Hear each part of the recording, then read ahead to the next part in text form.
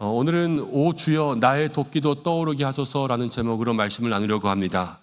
윤동주 시인의 길이라고 하는 시가 있습니다. 내용은 이렇습니다. 잃어버렸습니다. 무얼 어디다 잃어버렸는지도 몰라 두 손이 주머니를 더듬어 길에 나아갑니다. 돌과 돌이 끝없이 연달아 길은 돌담을 끼고 갑니다. 담은 쇠문을 굳게 닫아 길 위에 긴 그림자를 들이우고 길은 아침에서 저녁으로 저녁에서 아침으로 통했습니다. 돌담을 더듬어 눈물 짓다 쳐다보면 하늘은 부끄럽게 푸릅니다.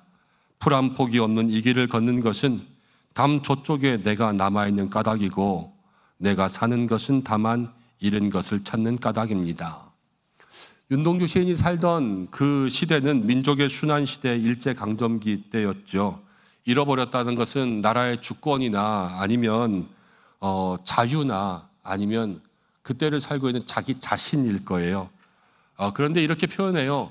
그것을 언제 어디다 어떻게 잃어버렸는지도 모르겠다.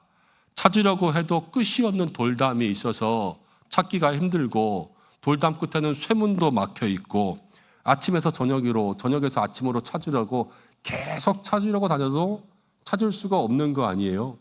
그렇지만 하늘이 푸르다라는 것은 아직 희망을 놓지 않았다라는 것일 것이고 그래서 반드시 찾을 수 있다는 희망을 가지고 나는 지금도 내가 사는 것은 잃어버린 것을 찾기 위함이다 이렇게 이야기하는 것 같아요. 여러분 어떻습니까? 잃어버린 것들 찾아보셨습니까? 나이가 들면서 잃어버린 것 참 많죠. 내가 몇 살인지 잃어버리고 살고 있고 우리는 그리고 날마다 차 키가 어디 있는지 모르고 핸드폰이 어디 있는지 몰라서 그렇게 살아갑니다. 저는 지난 얼마 안 지나서 부끄럽게도 제 겉옷을 잃어버렸습니다. 근데 중요한 것은요, 정말로 새 옷이었거든요. 근데 언제 어디서 어떻게 잃어버렸는지 기억이 안 나요. 찾아보니까 없는 거예요, 어느 날. 근데 왜 없지? 그러면서 온 집안을 다 뒤지고 교회를 다 뒤졌는데 찾았을까요? 못 찾았을까요? 못 찾았습니다. 그 옷을 찾으면 얼마나 좋을까 하는 그런 생각을 하다 보니까 이런 생각이 들었습니다. 성경을 보면 잃어버린 양을 찾는 이야기가 나오고요. 잃어버린 동전을 찾는 이야기가 나오는데 그걸 찾았을 때 막 하나님이 기뻐서 춤추신다 그러잖아요. 저도 그럴 것 같은 거예요. 그런데 그러고 난 다음에 제 마음속에 두 가지 부끄러움이 들었습니다. 하나는 무엇이냐면 내가 찾는 것은 옷이고 하나님이 찾는 것은 영혼이잖아요. 목사가 영혼을 찾는 것도 아니고 그 옷 하나 찾겠다고 그렇게 난리 법석을 떠는 것이 첫 번째 부끄러웠고요. 두 번째 부끄러웠던 것은 내가 이 옷 하나 찾자고 집안을 다 뒤지고 옷장을 다 뒤지고 교회를 다 뒤졌는데 내가 한 영혼을 찾자고 그렇게 해본 적이 있나 하는 그러한 마음이 들었더니 마음이 얼마나 부끄러운지 모르겠어요. 여러분들은 잃어버린 것들을 한번 찾으면서 어떠한 마음의 생각이 들었는지요. 여러분 오늘 말씀은요 꼭 우리나라의 동화에 나오는 그러한 이야기 같아요. 금도끼 은도끼 같은 이야기 같지요. 도끼를 물에 빠뜨렸습니다. 잃어버린 거예요. 그리고 엘리사가 나뭇가지를 던져서 도끼를 떠오르게 했습니다. 그런데 이 말씀이 그냥 도끼를 잃어버렸다가 찾는 것만으로 생각하면 뭐 도끼 하나 없어졌다가 찾는 게 기적이냐 이렇게 생각할 수도 있지 않겠어요? 그리고 지난번에는 우리가 들호박에 대한 이야기하면서 들호박 따먹고 온 제자들이 다 독에 중독돼가지고 죽을 뻔했다가 살아났잖아요. 근데 그때의 말씀도 4절밖에 안 나왔거든요. 근데 도끼 하나 찾는 게 지금 7절이나 나와 있는 거예요. 그러니까 뭔가 더 깊은 의미가 있을 것 같은 생각이 들었습니다. 그러면서 말씀을 묵상해 봤더니 이런 은혜를 주시는 것 같아요. 오늘 말씀을 통하여서 도끼를 잃어버렸다가 찾는 것처럼 그 서두에 이야기한 시처럼 우리는 우리의 삶에서요 내가 무엇을 잃어버렸는지도 모르면서 살아가는 것들도 있거든요. 내가 무엇을 잃어버렸을까 그것들을 발견하고 깨닫는 시간이 되고 그리고 하나님께서 어떻게 그것을 다시 찾게 하실까 이것들을 생각해 보면서 찾는다면 이제부터 어떻게 할 것인가 그것들도 기억해 볼 수 있는 시간이 되었으면 좋겠습니다. 1절 말씀부터 보니까 이렇게 시작합니다. 선지자의 제자들이 엘리사에게 이르되 보소서 우리가 당신과 함께 거주하는 이곳이 우리에게는 좁다라는 거예요. 말씀에 나오는 첫 번째 문제는 뭐냐면 엘리사의 제자들이 거주하는 공간이 좁아졌다라는 거죠. 이거는 희망적이면서도 고통스러운 삶의 문제입니다. 여러분, 당시 북이스라엘은요, 우상이 만연하던 시대였습니다. 그래서 영적으로 어두운 시대였어요. 그런데 하나님의 사람의 제자들이 많아지고 있다는 거예요. 왜 많아지고 있을까요? 이 엘리사의 영향력이 좋은 거죠. 그래서 엘리사의 제자가 되고 싶은 사람들이 많아졌고요. 어두운 시대에 하나님을 섬기려고 하는 제자들이 많아진다는 것은 이스라엘에게 희망이 있다는 것 아니겠습니까? 먼저 우리가 이 말씀을 읽기 시작하면서 우리 모두가 엘리사처럼 영향력이 있는 사람들 되기를 축복합니다. 저는 목회하고 있고요. 여러분들은 가정에서 가정을 돌보고 있고요. 그리고 교회 안에서는 여러분들이 맡은 직분의 자리가 있습니다. 거기서 다 엘리사 같은 사람들이 된다는 것은 우리에게 거룩한 영향력들이 있어서 하나님께서 우리에게 맡겨주시는 영혼들이 날로 늘어가고 날로 건강해지는 그러한 삶을 살아야 되는 거예요. 근데 이거 우리가 할 수 있습니까? 없지요. 누가 할 수 있냐? 우리에게 성령의 기름 부으심이 있어야 돼요. 하나님의 역사가 있고요. 성령의 역사가 있으면 우리의 인품과 우리의 모든 마음이 성령으로 다듬어질 수 있는 그러한 삶이 될 때 엘리사처럼 영향력 있는 믿음의 삶이 될 줄로 믿습니다.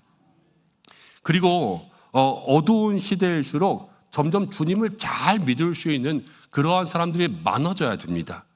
지난주에 신방하다 보니까 한 권사님 가정에 초등학생 아들이 있는데 꿈이 목사님 되는 거래요. 제가 얼마나 마음에 기뻤는지 모르겠습니다. 여러분, 저는 우리 교회의 모든 자녀들이 다 목사님, 선교사님 됐으면 좋겠습니다. 뭐 하고 싶은 꿈들도 많겠죠. 하고 싶은 것들도 있겠죠. 그렇지만 왜 그러냐면요, 시대가 어두워지고 있어요. 하나님의 사람들이 필요하고요. 이 시대에 점점 주의 종들이 줄어들고 있는 시대가 되고 있어요. 많은 사람들이 예견합니다. 나중에 교회가 축소되고 또 주의 종들이 없어지면 목사님 한 분이 교회를 2군데, 3군데 맡아서 설교만 하고 예배만 드리는 그러한 교회가 될 수 있을 것이라고 예측합니다. 유럽의 교회는 많이 그렇게 되고 있고요. 여러분, 그럼 교회가 그냥 영적 관리 아니면 믿음의 교제가 없는 거예요. 한번 예배 드리고 끝나는 거죠. 신앙을 지킬 수 있겠습니까? 없지요. 하나님의 사람이 없다라는 것은 여러분, 그러한 시대가 우리 앞에 있다라는 거예요. 여러분들 가정과 주변에 또 여러분들이 가르치는 교회 학교에 정말로 하나님 앞에서 쓰임받는 그러한 사람들이 많아질 수 있도록 기도하는 여러분들 되시길 바랍니다.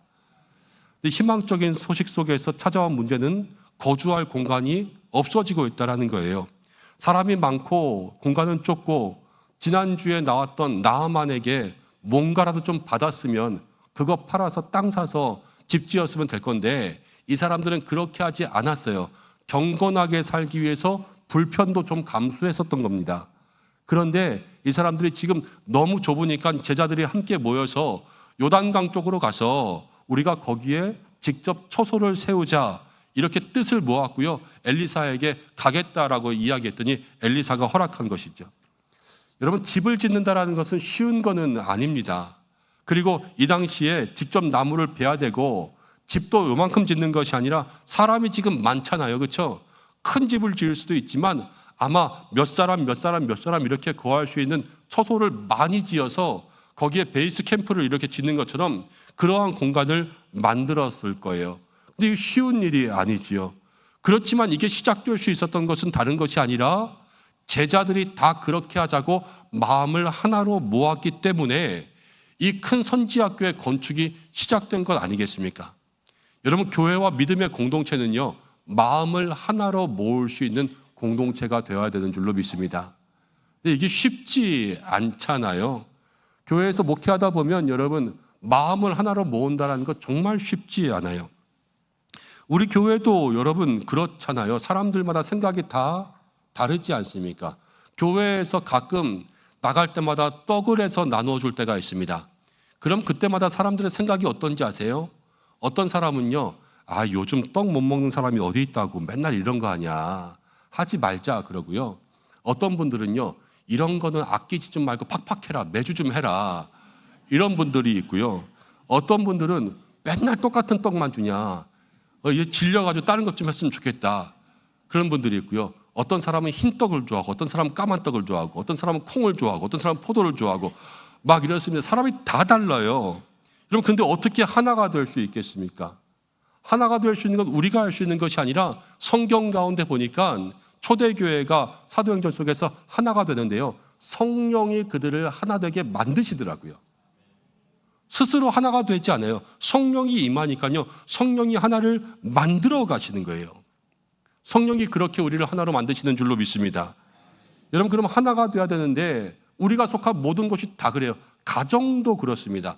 남편과 아내와 자녀가 어떻게 다 한 마음을 가져요? 말도 안 되잖아요. 기본적으로 세대가 달라요. 그런데 마음이 똑같을 수 있습니까?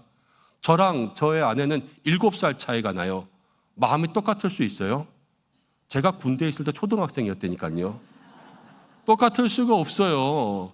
그렇지만 하나님께서 성령으로 하나 되게 하시면 그것이 가능해지는 거죠.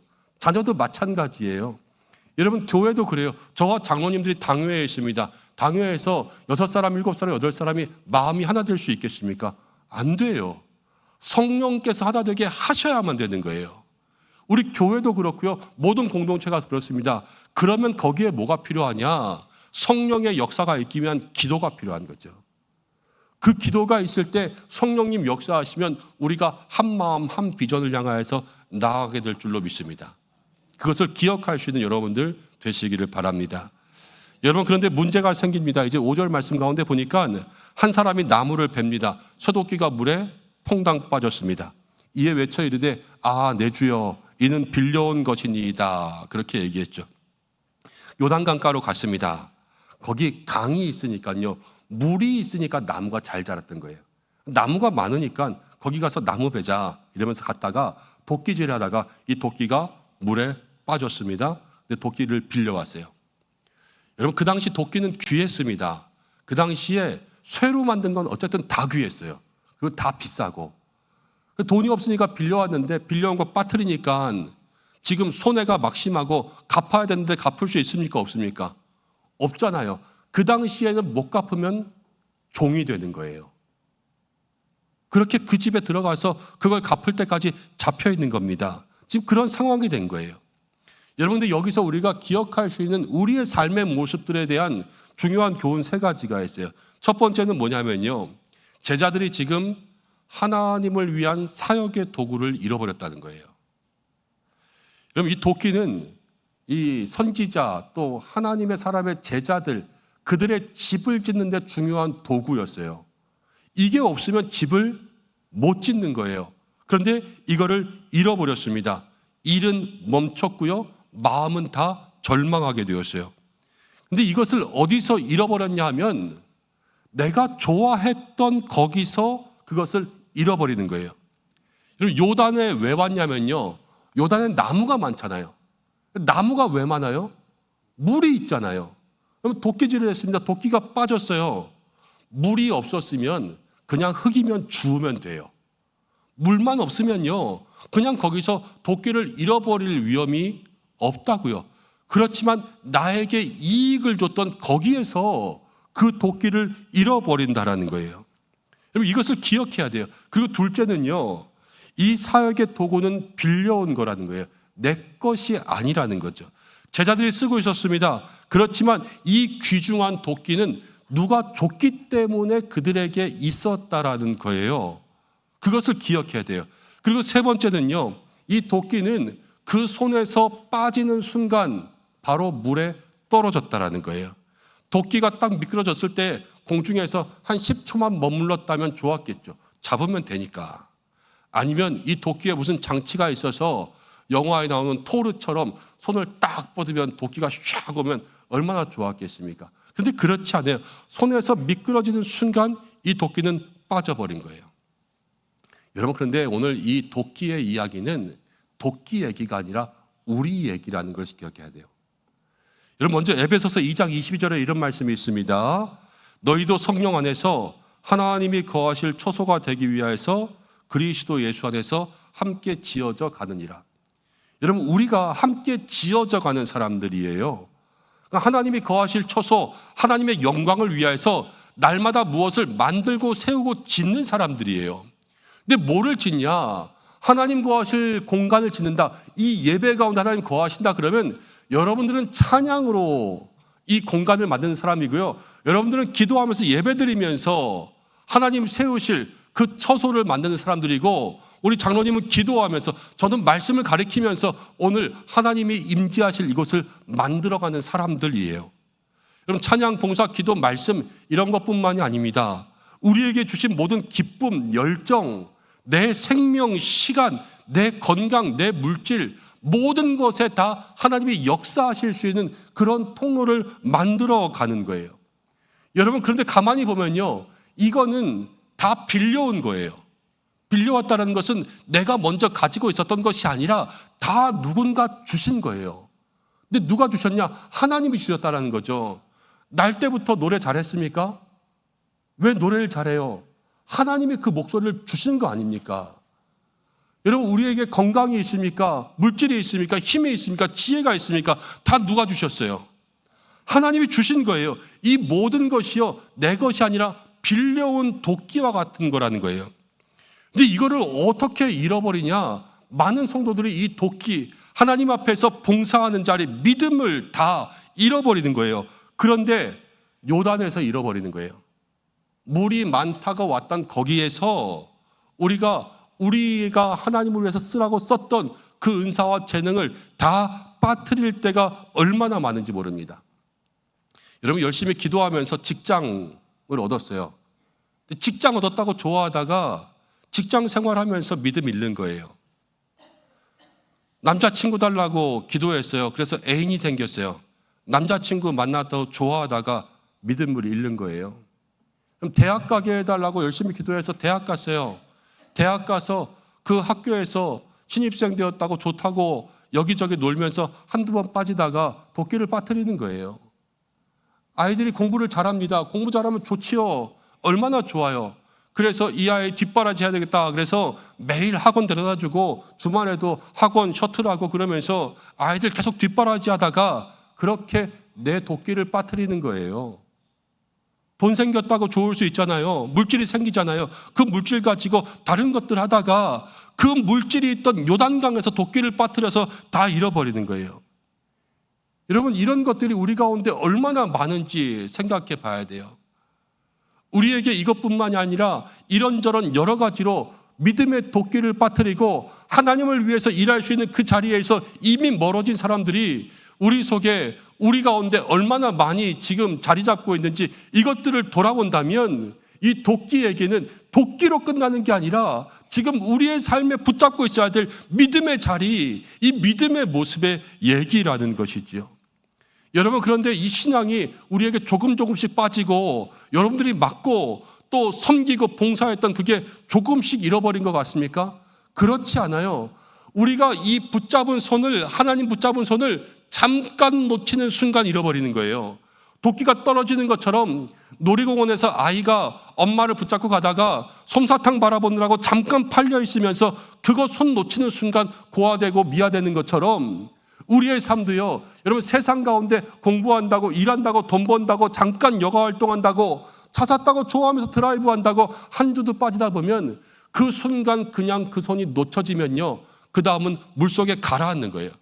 가라앉으면 도끼가 뜰 수 있습니까? 못 뜨죠. 왜냐? 물이 누르고 있잖아요. 중력이 잡고 있잖아요. 세상에 누르고 세상에 잡고 세상이 그 위를 가리워 있으니까 누구도 그것을 꺼내지 못하고 빠져 있게 된다는 거예요. 그런데 이렇게 빠졌다고 해서 그냥 끝나는 게 아니란 말입니다.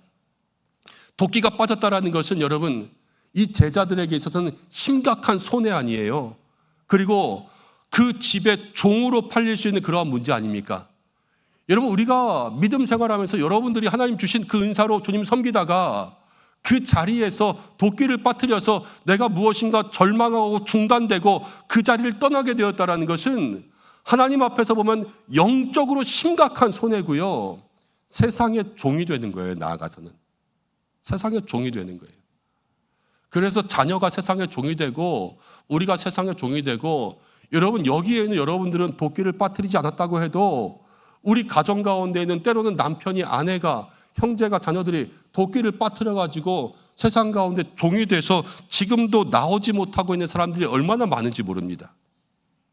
안타까운 거예요. 그거 기억해야 돼요. 자기 힘으로 나올 수 없어요. 그럼 물에 빠진 도끼를 다시 꺼내야 되는데 어떻게 그 도끼가 다시 떠오를 수 있냐라는 거죠. 오늘 말씀을 보니까 첫째는 3절 말씀에 이렇게 이야기합니다. 그 하나가 이르되 청하건대 당신도 종들과 함께 하소서 하니 엘리사가 이르되 내가 가리라 그랬습니다. 제자들이 요단으로 갑니다. 처음에는 자기들끼리 가려고 해서요, 엘리사가 가라 그랬어요. 그런데 그 중에 한 사람이 이야기합니다. 당신도 함께 갑시다. 그래서 그제서야 엘리사가 간 거예요.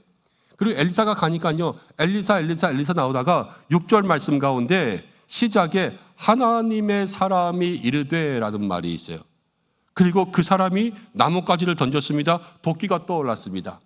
여러분, 이 나뭇가지가 중요한 것이 아니라 지금 엘리사다가 뭐라고 했냐면 하나님의 사람 그랬잖아요.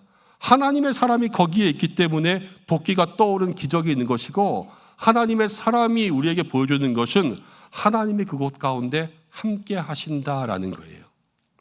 여러분, 한번 따라해 보겠습니다. 주님이 나와 함께 하십니다.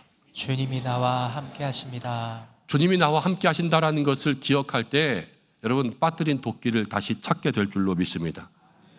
나의 도끼가 다시 떠오르게 하려면 주님이 함께 하신다는 것을 잊어버리면 안 돼요. 예슬이가 병원에 입원해서 계속 있었을 때 의식이 없고 또 누구를 알아보지 못하고 있었을 그럴 때도 있었습니다. 제가 병원에 가서 이렇게 함께 기도할 때마다 장로님과 권사님이 의식이 없는 아이, 알아보지 못하는 아이의 귀에다가 늘 그렇게 했어요. 하나님은 너를 지키시는 자. 그 찬양을 불러주더라고요.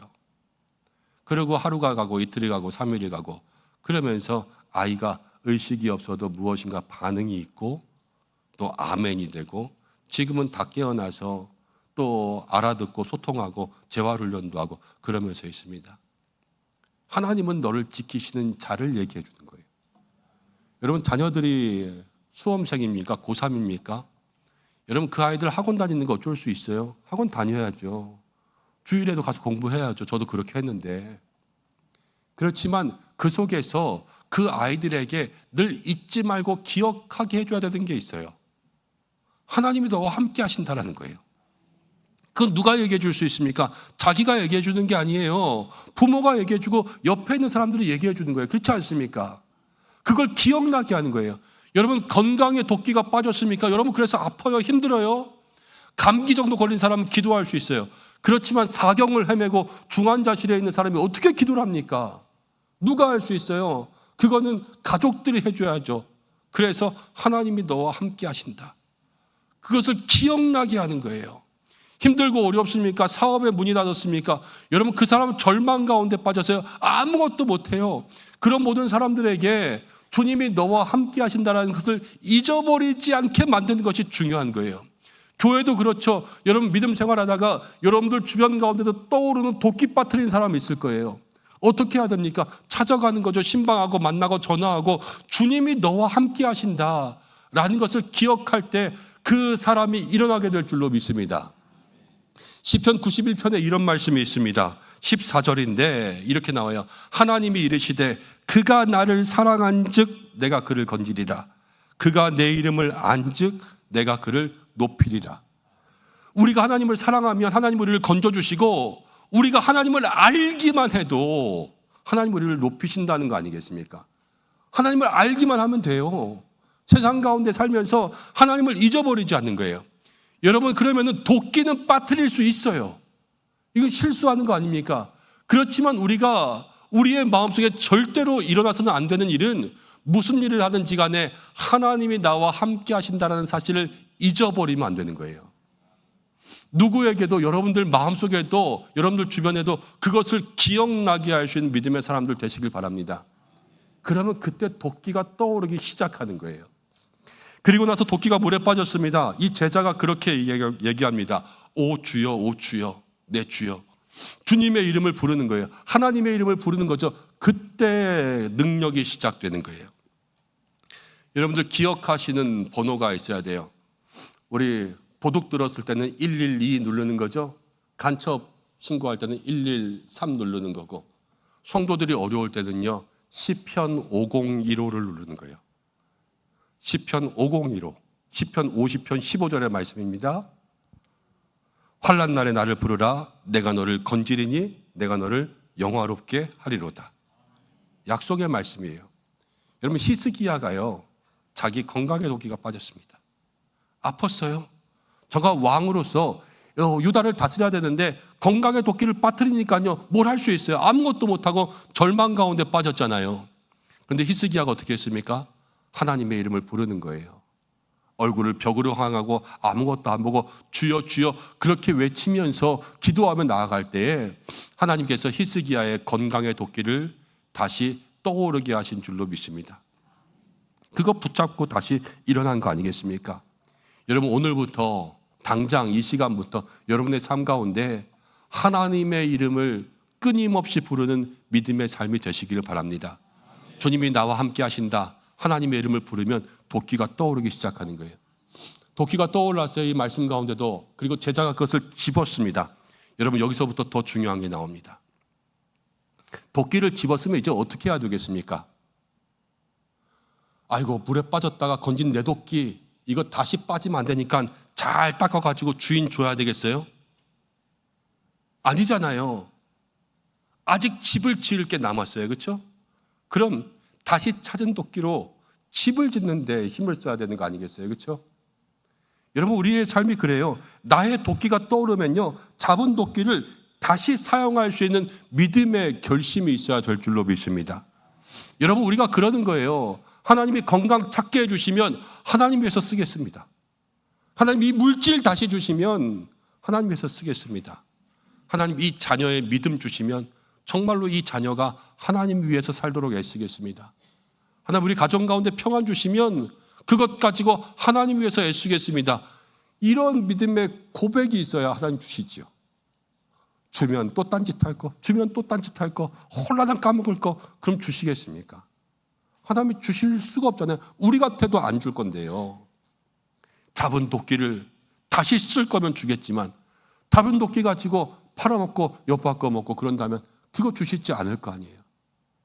주님이 우리에게 그 믿음의 자리를 찾게 하신다면, 주님이 우리에게 그 믿음을 다시 한번 뜨겁게 하신다면, 여러분 힘 주시는 것 가지고, 능력 주시는 것 가지고 주님을 위해서 열심히 사용할 수 있는 믿음의 사람들 되시기를 바랍니다.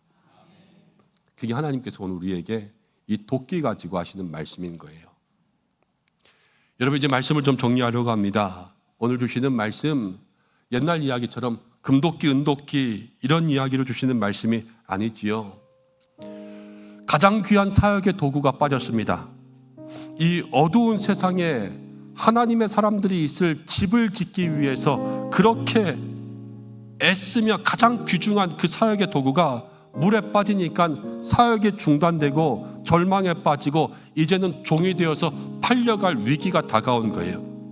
근데 이 도끼가 어쩌면 우리 같은 것은, 여러분, 하나님이 우리에게 은혜 주시고 건강 주시고 재능 주시고 지금까지 살 수 있는 모든 것들을 하나님이 다 우리에게 허락하여 주셨습니다. 그런데 우리가 우리 좋은 곳에, 우리가 우리의 마음이 있던 곳에 갔다가 다 그 도끼 세상 가운데 빠뜨리고 잃어버리고, 그래서 우리가 하나님을 섬기는 믿음의 일들이 중단되고 영적으로는 절망 가운데 빠져있고 우리가 예전에 있던 그 자리를 여전히 차지하고 있지 못하는 게 이 도끼와 같은 우리의 삶이라는 거예요.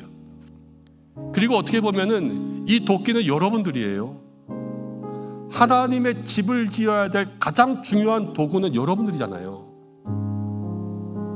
근데 여러분들이 세상 가운데 그냥 물에 빠진 도끼처럼 그렇게 있는 그것을 마음속에 깨닫고 다시금 주님의 은혜 가운데 떠오르고 짚고 그것을 위해서 사용하라. 주께서 우리에게 그것을 말씀하여 주시는 줄로 믿습니다. 여러분, 내 안에 잃어버린 것들을 다시 한번 생각해 볼 수 있는 시간들 되시길 바랍니다. 주님 내게 주셨는데, 그 전까지는 주님의 일 위해서 열심히 섬겼는데, 무엇인가 언제부턴가 나도 모르게 어디서부터 잃어버렸는지도 모르게 그렇게 빠져나가 버려서 없어져 버린 것들, 예전엔 안 그랬는데 하는 그런 것들을 깨닫고 다시 한번 회복할 수 있는 여러분 그러한 열심이 있기를 바랍니다. 봉사하던 자리, 전도하던 자리, 기도하던 자리, 말씀했던 자리, 찬양하던 자리, 그러한 자리들을 여러분 다시 찾으셔야 돼요. 잡으셔야 돼요. 주님을 위해서 사용하셔야 돼요. 그때 하나님께서 우리에게 건강과 물질과 모든 생명과 시간과 간구하는 모든 것들을 허락하여 주실 줄로 믿습니다. 이 한 주간 주님을 위해서 오 주님, 나의 도끼도 떠오르게 하여 주옵소서. 믿음의 도끼가 떨어진 그 자리에서 주님을 부르는 여러분들 되시길 바랍니다. 그리고 내가 아니라 내 주변에 여러분들, 가정의 자녀들이, 혹시 배우자가 그 믿음의 도끼를 잃어버린 분들이 있다면 내 마음에도 그들의 귀에도 주님이 너와 함께 하신다. 여러분 그것을 날마다 기억하게 해줄 수 있는 믿음의 성도들 되시길 바랍니다. 그리고 특별히 건강 또 물질 어려움 가운데 있으신 그런 분들 있잖아요. 다시 떠오르게 하시면 정말 주님 위해 살겠습니다. 여러분 이러한 믿음의 고백이 주님 앞에 온전히 드려질 때 하나님 반드시 그 도끼를 떠오르게 하실 줄로 믿습니다. 오늘 우리가 그 사실 기억하면서 이 한 주간 그렇게 기도하고 세상 가운데 살아가며 이 놀라운 기적의 주인공들이 되는 여러분들 되시기를 주님의 이름으로 간절히 축복합니다. 함께 기도하겠습니다. 이 시간 기도할 때 하나님 우리에게 잃어버린 것들을 깨닫게 하여 주옵소서. 도끼 빠진 거 알면 좋지만 어떤 때는 내가 도끼를 빠뜨렸는지도 모르고 살아갈 때들도 있습니다. 잃어버린 것들을 깨닫게 하시고 잃어버린 자리에서 주님을 찾게 하시고 주님의 능력을 경험하게 하시고 경험한 이후에는 다시금 주님을 위해서 일할 수 있도록 하여 주옵소서. 기도하고 여러분들의 삶이 아니라 가족이 생각나거든, 자녀가 생각나거든 하나님 그들의 삶의 믿음의 도끼를 건질 수 있도록 인도하여 주옵소서. 좋았던 곳에서 빼앗기지 않게 인도하시고 좋아했던 곳에서 잃어버리지 않게 인도하여 주옵소서. 함께 기도할 수 있는 시간 되기를 소망합니다. 잠시 기도하겠습니다. 하나님